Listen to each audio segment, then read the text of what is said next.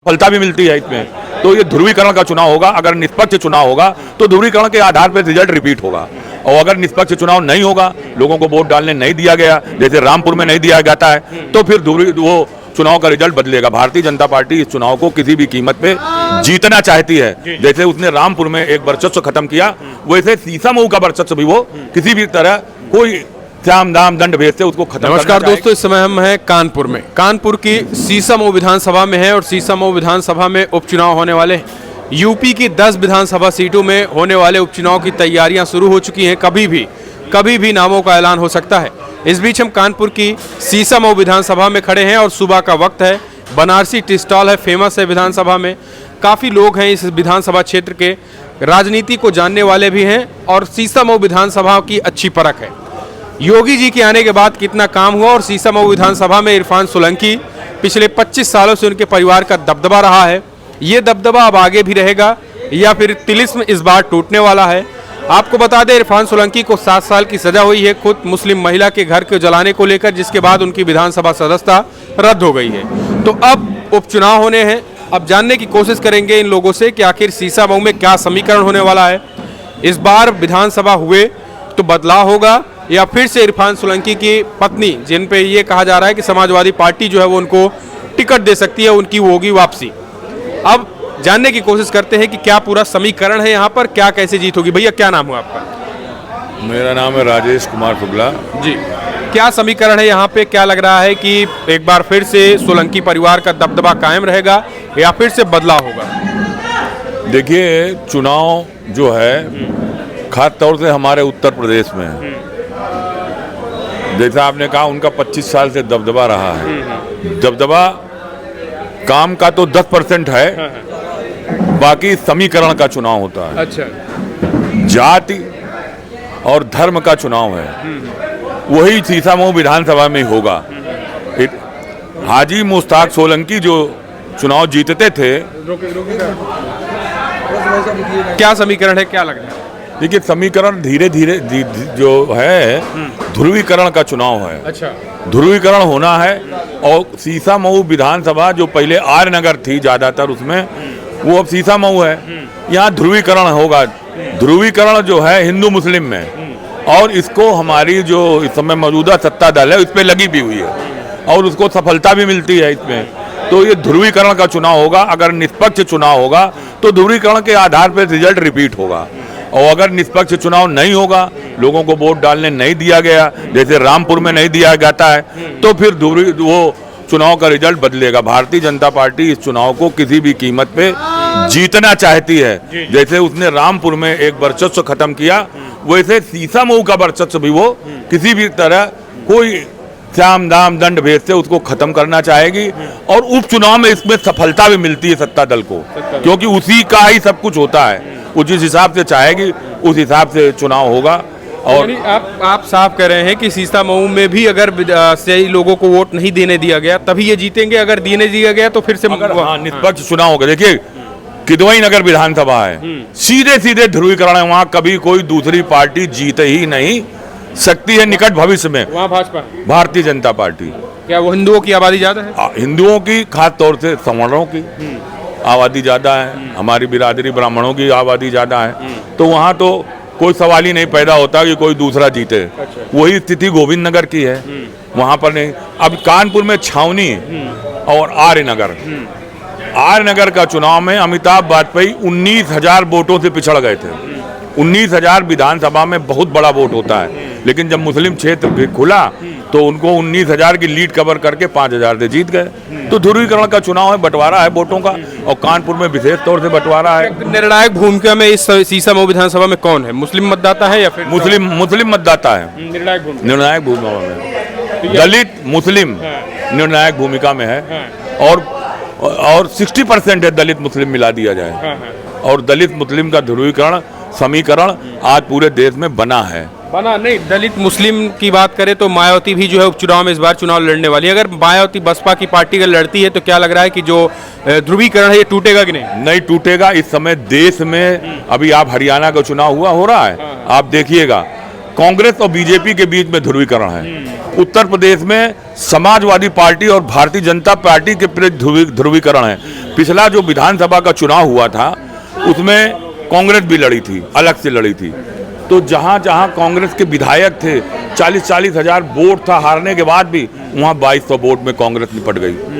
वोटों का ध्रुवीकरण हो गया, जनता ने मन बना लिया बीजेपी और जो बीजेपी से लड़ सकता है जहां पर, इसका ध्रुवीकरण पूरे देश में हो गया है। अच्छा, एकजुटता हो गई वोट बैंक वोट पे ध्रुवीकरण हो गया। तीसरी, अब आप देखिएगा हरियाणा में ये जो छोटे छोटे दल हैं इनकी कोई हैसियत ही नहीं रहेगी।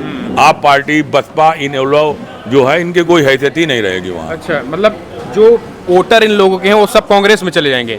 ठीक उसी तरीके से यूपी में जो मायावती के हैं कांग्रेस के वोटर हैं वो सब एकजुटता जो है वो साइकिल सपा गठबंधन चले जाएंगे। सपा में भी जाएंगे, मायावती की वोट भारतीय जनता पार्टी में भी जाएंगे, ऐसा नहीं है।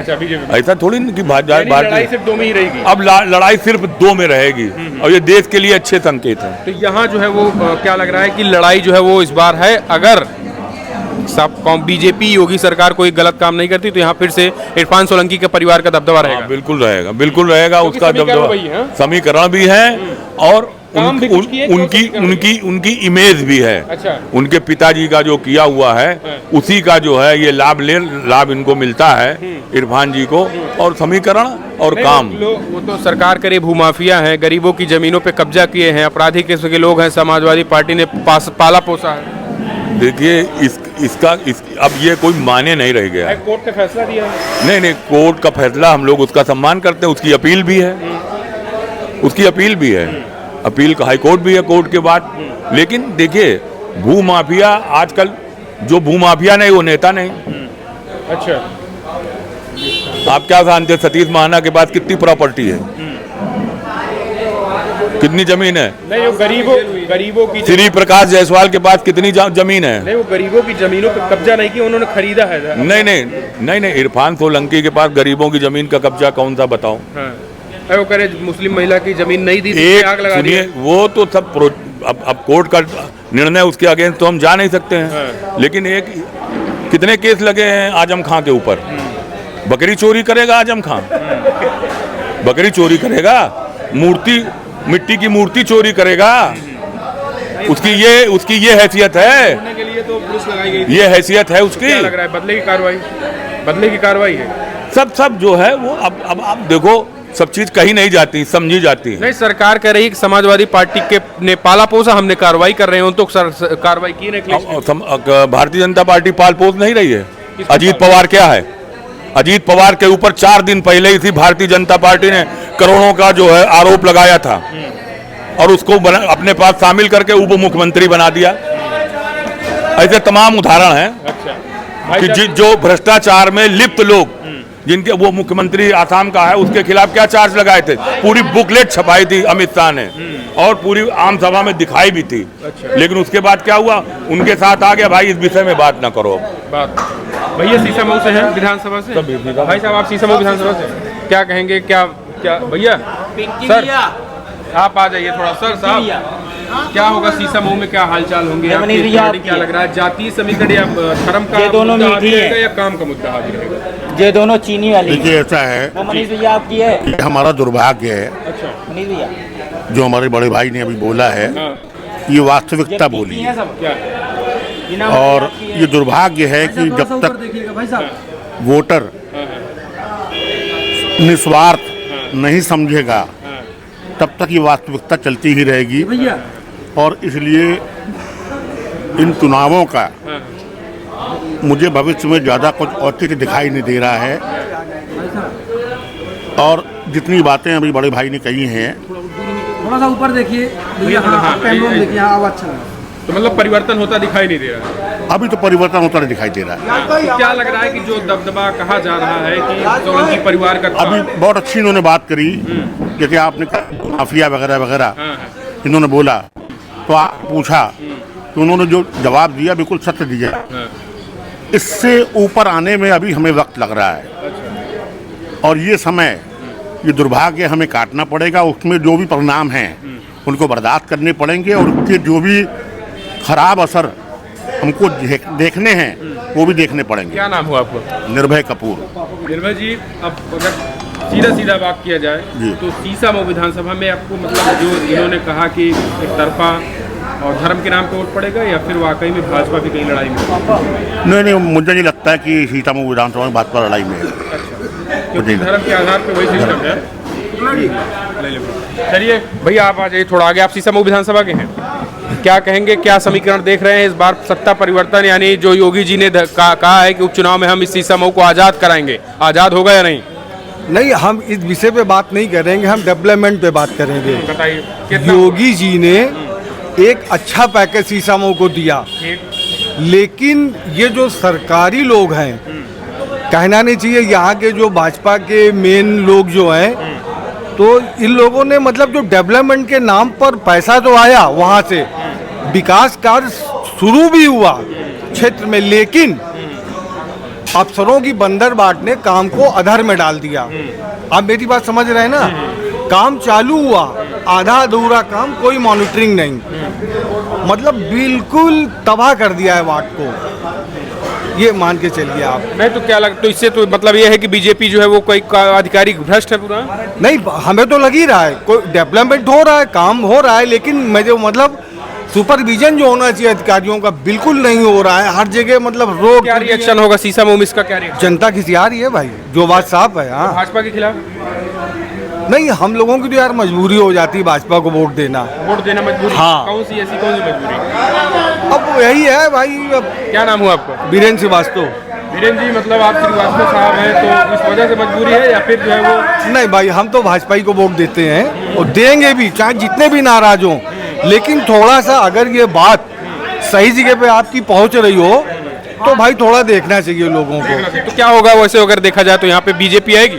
सीसामऊ इस बार बदलाव होगा? आना चाहिए बीजेपी, बदलाव होगा। चलिए सीसामऊ भाई साहब कह रहे हैं बदलाव होगा, हम कुछ और लोग जानने की कोशिश करते हैं। भैया, भाई साहब आप थोड़ा सा आप बता दीजिए, क्या कहेंगे आप सीसामऊ से, क्या लग रहा है, क्या माहौल? भाई थोड़ा इधर आ जाइए, थोड़ा इधर आ जाइए भैया, थोड़ा इधर आ जाइए।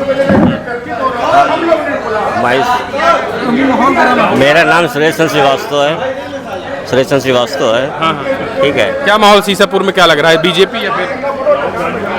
अभी तो बदलाव के चांसेस नहीं है। हाँ।